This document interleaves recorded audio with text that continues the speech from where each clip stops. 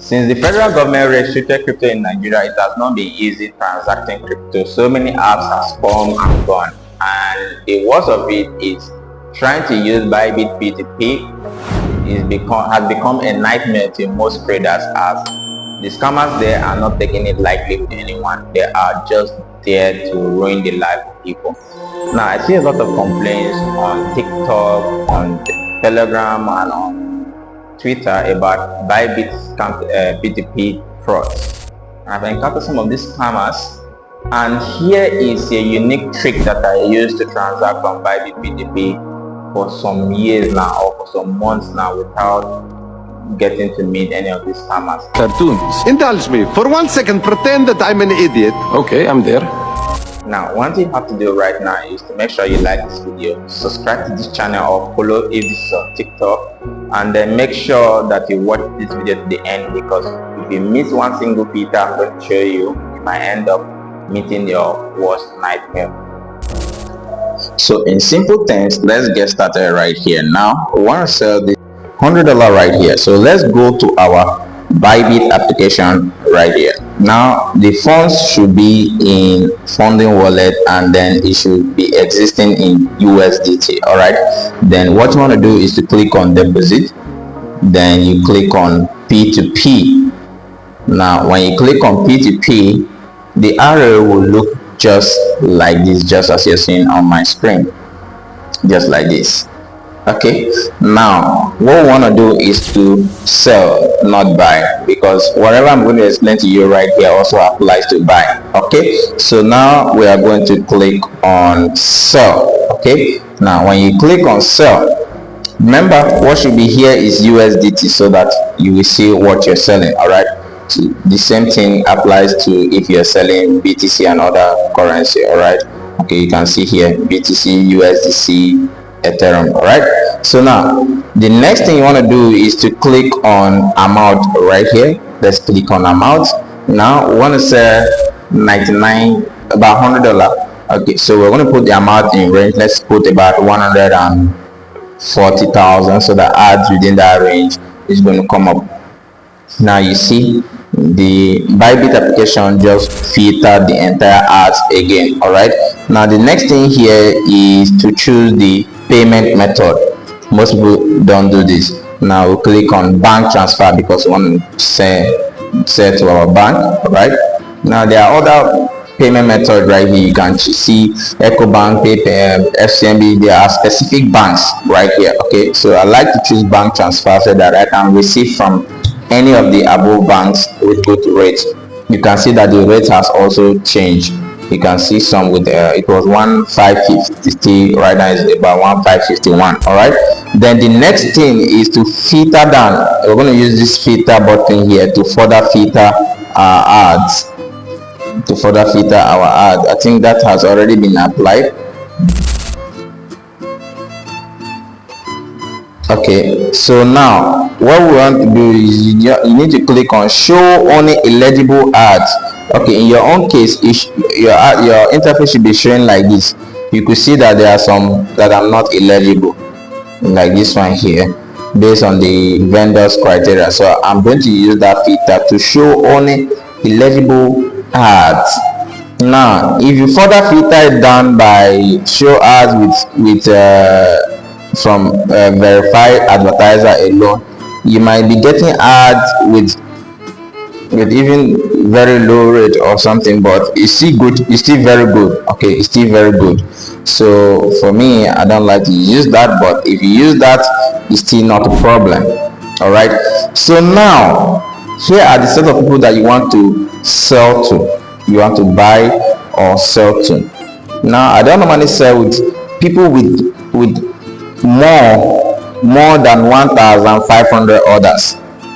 That's one. And people with more than about 98% to 100% rating. In worst case scenario, when there is no one to sell to, that's when I use people with 97% or 95% return rate. Okay, but this is also one thing you need to put into consideration. Look at these two people. This one with about 2,000 orders but with 97%. It's better than this person with about 1,000 orders with 95%, which means there are horrible complaints about this person. Let's just click on this so that you can see what I'm talking about. We just want to check out the vendor. Let's click on the vendor's name. I'm going to blog this so that TikTok or YouTube will not say I'm doing something really bad. Okay, let's click on the bad reviews. The complaint is always slow, issued payment, he paid, and me not getting the money. Okay, slow, good, he won't pay yet, click paid for some. Okay, there are so many bad reviews that this person won't pay, but they will click that they've paid. All right, so now I'm going to scroll and look for someone with, okay, look at this person here.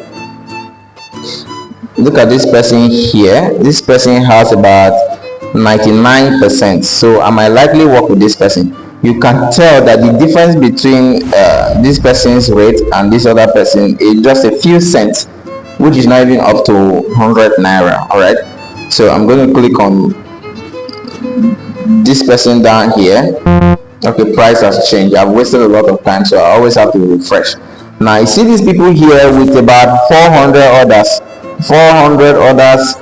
or less than 1,000 orders. Even though they have 99% rating, you always run away from them as far as you can, because those are the people that are likely to scam you. All right, so now I'll scroll down again, look for someone I can buy from. Okay, yes, let me click on this person, 99% rating, over 1,400 orders. Then I'll click on max, so I'm selling everything to that person. I'll click on sell.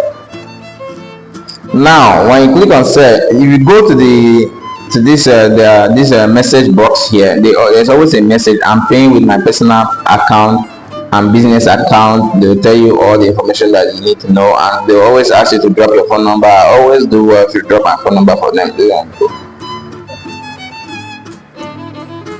So that, don't try to call this number because this number is not the correct number. So if you try to call me, you will not get into this number. That's not my phone number. So sometimes I just drop a random number like that because they always request for a phone number.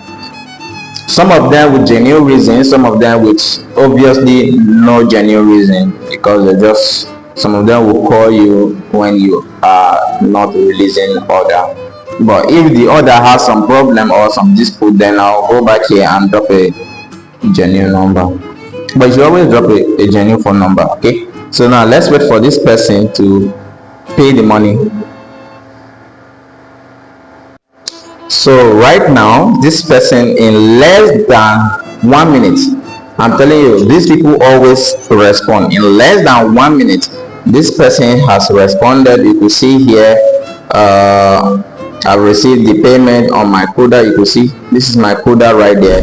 It's telling me that okay, I've received the payment or something thereabout. So I'm going to go into my 𝗓𝗓 bank account and confirm the money, because there are so many applications these days that can fake an alert. Okay, I'm going to my 𝗓𝗓, confirm the money, probably send some of the money out of my 𝗓𝗓 to another bank account under my account before coming to confirm the order. Always make sure you do that. So you can see here, here's the payment as received from the vendor. So now I can go over to my bybit to confirm the person. I'll release it, click on release. I confirm that I've received payment, click on release. Then I'll go copy my authenticator. By now you should know this process. Right now, copy authenticator and paste, and boom, it's been released. But here's one thing that you should always do. If this person was helpful to you because of the reviews of others, so always do well to give them positive review if they actually did well. I'm going to go back to the order, click on all, this completed. So I'm going to give this person a very good review, fast, good rate, reliable, polite, and all of that. Okay, so because this person was good to me, all right, so that other person can find vendors like that. You can see that I've had a lot of selling order completed right here. without any dispute. These are all my orders. This one, you can see here I'm showing you all the orders, no filters at all, so that you'll not be thinking, okay, I'm filtering. Let me check the last time I had the dispute. Let me filter it out to the last time that I had the dispute. Okay, that's by filter, verification pending, cancelled, abnormal, cancellation pending. Okay, let me see the last time I had cancel ads.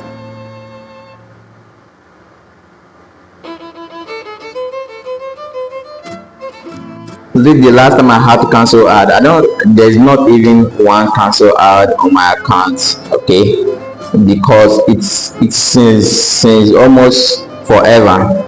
It's been a very long time since I had the cancel ads on this line bybit because of this simple trick I've told you guys today. So thank you for watching. Like and subscribe. Okay, you know what? Let's just agree to disagree, my friend.